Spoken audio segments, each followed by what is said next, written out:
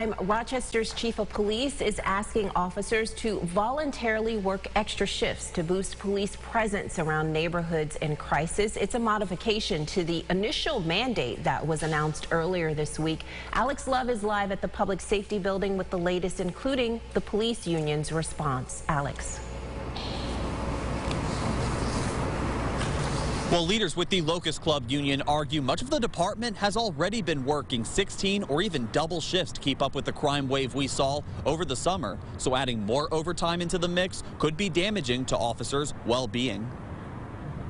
We can't get any worse at this point.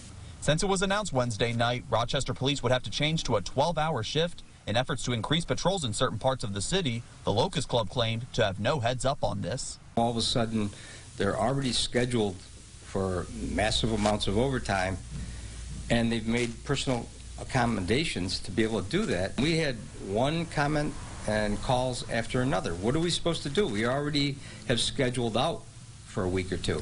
In his latest public announcement, Chief Smith explained they'll first ask officers to voluntarily work extra hours. We'll be looking for officers to volunteer first, as we always do, to fill those slots, and then we will have basically a rotational system in place if we have to mandate officers fill the other slots.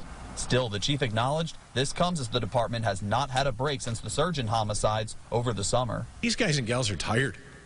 They're going all out. They've gone all out all summer, and now we're asking them, with very little relief in sight. They're doing the work, but it comes at a cost. These guys and gals are spending a lot of time away from their families to do this. President Mazzio of the Locust Club argues current staffing situations aren't at a point to cover every open spot with overtime without taking away resources from another area of the department, giving officers less time to effectively engage their own areas. Having our people have the ability to spend time with people in the neighborhoods, to build relationships where people are comfortable telling them information that they may be reluctant to tell now. But right now, our people do not have the time to engage. They don't have the time to be out there, and our staffing levels are that far down. Those calls to reform community policing tactics with boosts in staffing numbers date all the way back to 2010, according to documents from the Locust Club Union.